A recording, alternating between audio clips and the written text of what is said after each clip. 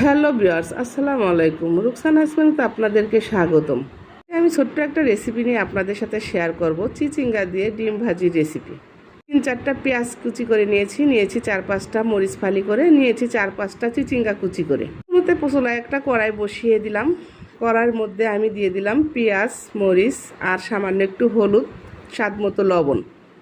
এখন একটু পানি দিয়ে দেব।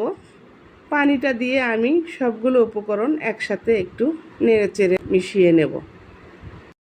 সবগুলো উপকরণ মিশিয়ে নেওয়ার পরে আমি চিচিঙ্গাগুলো উপরে দিয়ে দেব। চিচিঙ্গাগুলো উপরে দিয়ে আমি একটা ঢাকনা দিয়ে ঢেকে দেব। ঢাকনা দিয়ে ঢেকে দেওয়ার পরে আমি 2 মিনিট পরে ঢাকনাটা তুলে আবার একটু নেড়েচেড়ে সমস্ত উপকরণের সাথে মিশিয়ে নেব। চিচিঙ্গাটা নরম সেহেতু বেশিক্ষণ রান্না করতে হবে না। আমার 5-7 মিনিট রান্না করলে, জাল করলেই আমার চিচিঙ্গাটা সিদ্ধ হয়ে যাবে। এভাবে বারবার নেড়েচেড়ে সুন্দর করে মিশিয়ে পানিটা শুকিয়ে নিতে হবে। আমি আবার ঢাকনা দিয়ে ঢেকে দিয়েছিলাম, ঢাকনাটা উঠিয়ে নিলাম। তো আমার চিচিঙ্গাটা আবার আমি নেড়েচেড়ে মিশিয়ে নিতেছি। এই পর্যায়ে আমার চিচিঙ্গাটা সিদ্ধ হয়ে গেছে প্রায়।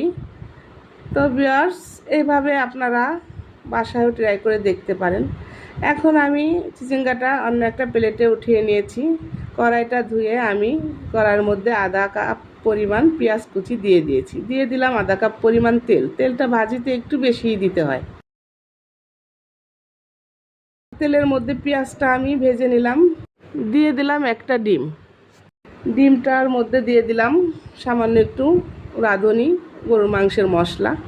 এটা আপনারা নাও দিতে পারেন, এটা অপশনাল। আমি এটা পছন্দ করে আমি একটু দিয়ে দিলাম, দিলে একটু স্বাদটা বেশি আসে।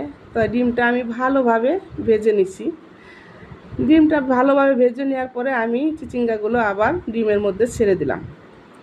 ডিমের মধ্যে ছেড়ে দিয়ে ভালোভাবে আবার নেড়ে চেড়ে ডিমগুলো চিচিঙ্গার সাথে মিশিয়ে নিতে হবে।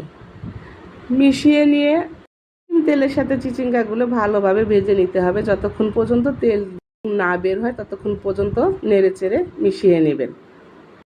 চিচিঙ্গাটা আমার প্রায় হয়ে গেছে। এখন আমি একটা বাটিতে বেড়ে নেব। আর যদি আমার চ্যানেলটা আপনাদের ভালো লেগে থাকে, লাইক, কমেন্ট, শেয়ার দিয়ে আমার পাশে থাকবেন।